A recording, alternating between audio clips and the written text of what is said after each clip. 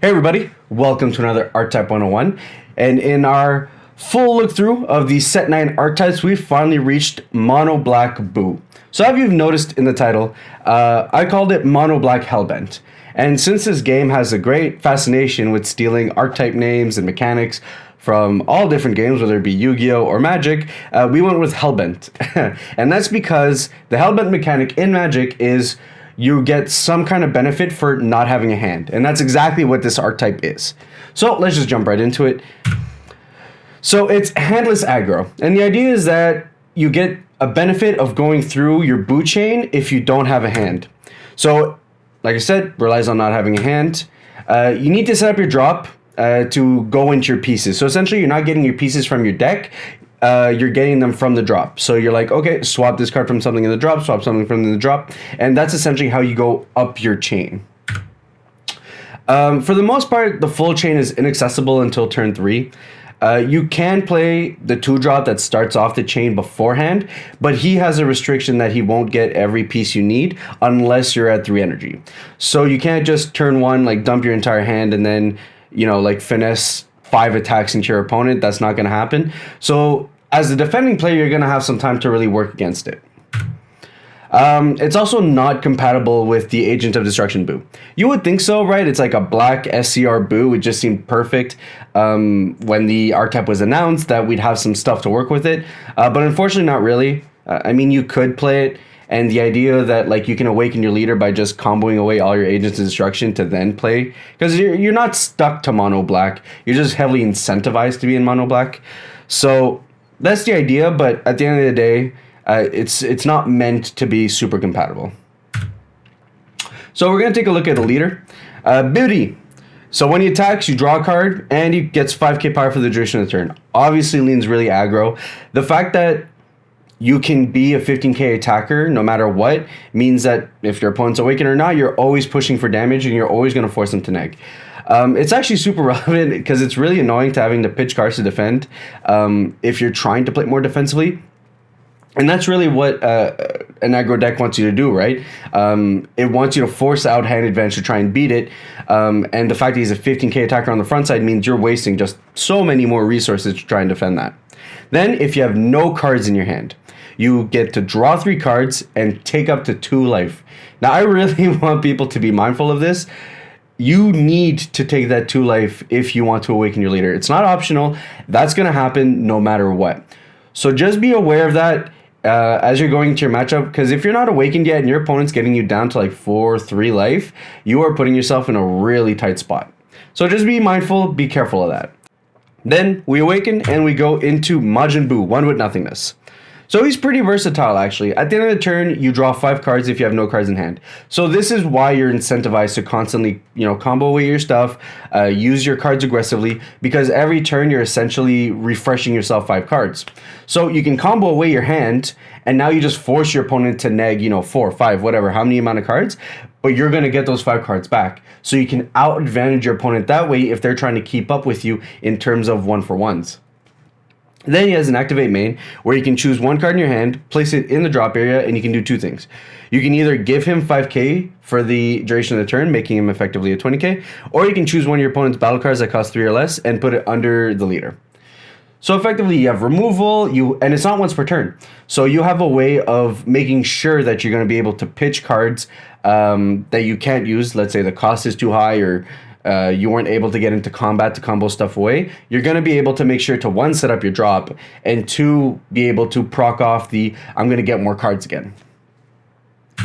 So what's the chain then? Like, why are we bothering with all this? And what's essentially going to start your chain most commonly is this 2-drop. So when you play this 2-drop and you have all black energy and no hand, you get to do 2 things. You get to choose a Majin Buu that costs between 3 and 4 from your drop area and play it. And if you have 3 energy, you get to bump that up to getting 5 and 6 drops.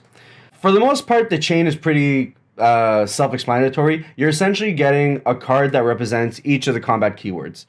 So for example, you're going to be able to swap into this double striker, and they all say when this card comes in, you can't play another one. So you're not going to be able to constantly, push your opponent for 4 double strikers if you get the chain off. You're only going to be able to essentially get 1 keyword per turn. And they all say if you have no cards in hand, then you choose one between the cost of 3 and 6, and then you play it. We have the double striker, we have the critical, and we have the dual attacker. And this actually amounts to a lot of swings on and on. But you have to be wary because at any point, if any of these pieces get killed off or negated or something, your chain just stops there. It's really reliant on making sure that that body that you're going up the chain with doesn't actually die or something happens to it. There are some cards in the archetype to mitigate the fact that your chain could just be stopped. But it's something you need to be wary of, and it's reason why, you know, if you go into the dual attacker or you play the 2-drop, be aware that cards like Exploding Weakness Vegeta are really tough to come by or to fight through. Then we have the top end, this specifically being two kinds of cards. We have Majin Buu Supreme Evil, and he's a triple striker that you can pay for 3/4. If your opponent doesn't want to defend the attack, well then boom, okay, triple strike, 10k, 30k triple strike going for game. Then he has the added benefit that when he's in rest mode, your opponent can't draw cards with non-leader skills, which for a lot of decks can actually just stop their momentum completely. Advantage is the name of the game right now. Everyone has massive hands, and whether a leader is good or not is depending on how many pluses you can get in a turn. So effectively, this shuts down a lot. And he's got the benefit that he can't be removed by the battle area by your opponent's skills. So you want to get rid of him, you're either going to have to negate him, then kill him, or you're going to have to just battle him out, which makes him really sticky, makes him really annoying. It's a good top-end card. Alternatively, we have the promo Majin Buu, Diabolic Punisher. And he can't be removed also. So anytime you get your top end, you're pretty much safe to make sure that the card's actually there. And then this one is just more of a defensive Majin Buu. If your opponent's next turn is going to be playing a boss monster, this one just says, hey, if they play the big thing, well, nope, we're going to send it over to Warp.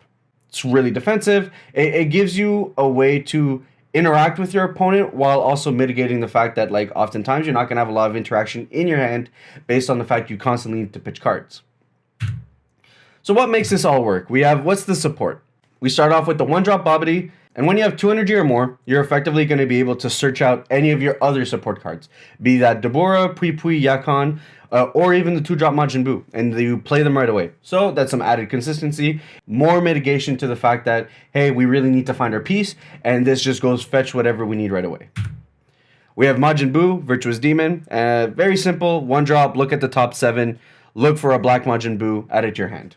Then we have ourselves the promo extra card, and this is super relevant to your build.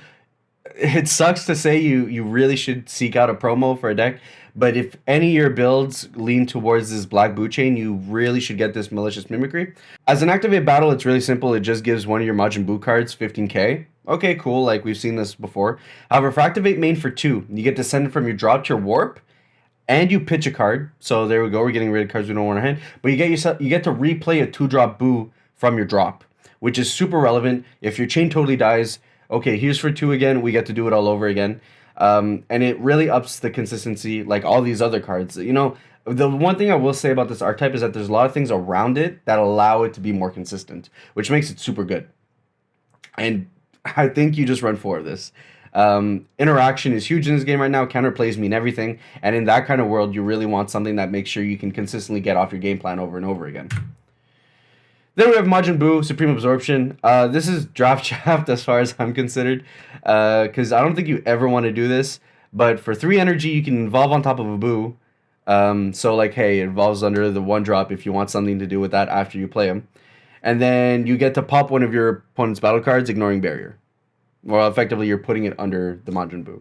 It's okay. It exists. I need to talk about it.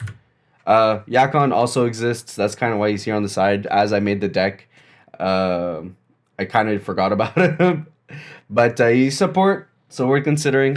Every time he attacks, you get to put 2 cards under him, and he gets 5k for every card under him. And then at the start of your turn, if he has 4 or more, he goes to drop with all the cards under him. So he's effectively like a cheap way to fill up your drop. I don't use him, he's bad, but like that's the idea. He helps you fill up your drop to set up for your chain afterwards. And then we have the interaction. And this is really key because you have to figure, okay, well, if I'm pitching my hand every turn, I can't secure the fact that I have cards in my hand that allow me to do stuff on my opponent's turn, which leaves me open to getting blown out. So there's a few cards in this that really allow you to mitigate that fact. First off being Pui Pui, which is kind of funny that Pui Pui is the first one I talk about because he's the interaction prevention. But effectively, if he's there and your leader card's black and you have 2 or less cards in your hand, your opponent can't activate counterplay skills. So this makes sure that as you're going up your chain, if you have Pui Pui on board, you're not going to have to worry about getting blown up by anything like Vegeta, for example. He also has Barrier, which means that you have to put more work into getting rid of him.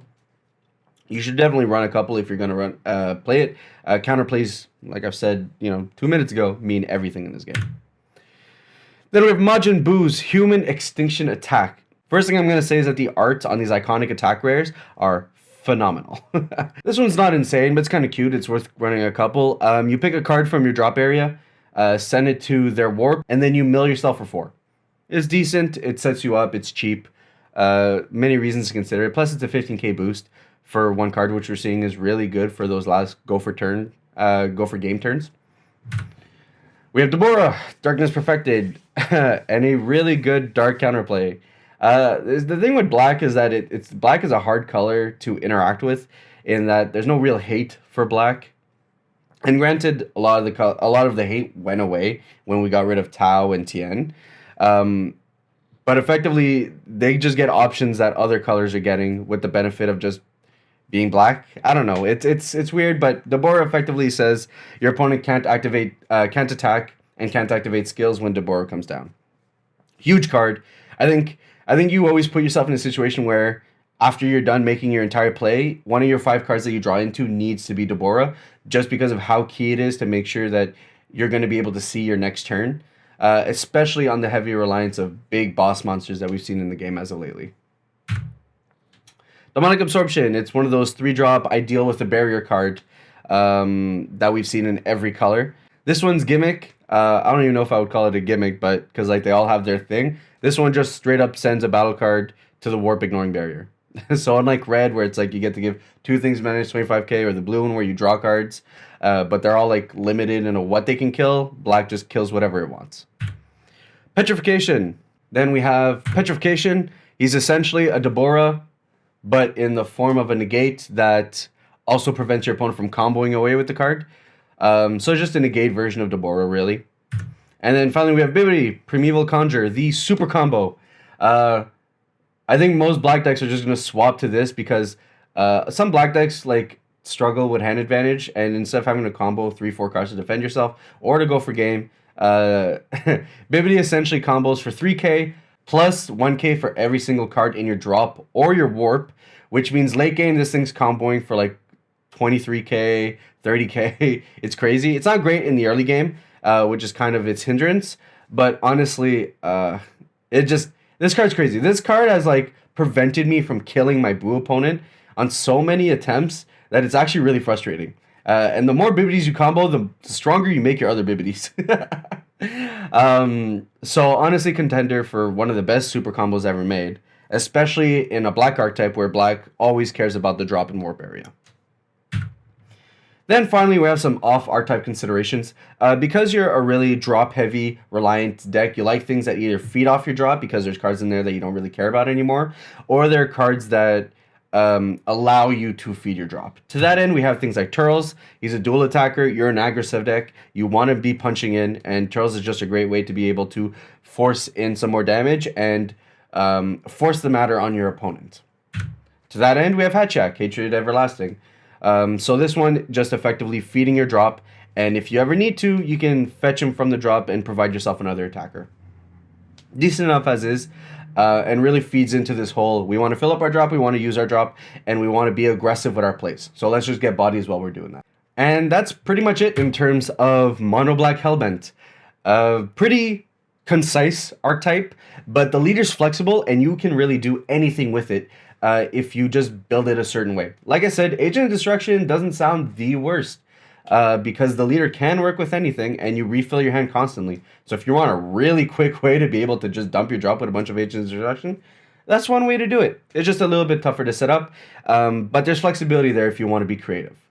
If you want a deck list, I think Android actually just posted up Josh's version of Mono Black Hellbent. So we'll give that the little eye treatment, and if you want to go check out that, please go for you to there. with that said, how are you going to build Mono Black Blue? I think there's like a very structured way to do it, and a lot of people are going to do it that way. But if you have any tech, please let me know in the comments down below. If you like the videos, feel free to like and subscribe. It helps me out a lot, helps out the channel. And I look forward to hitting you guys up with the rest of the new Set 9 archetypes coming into us next week. See you guys on the next one. Ciao.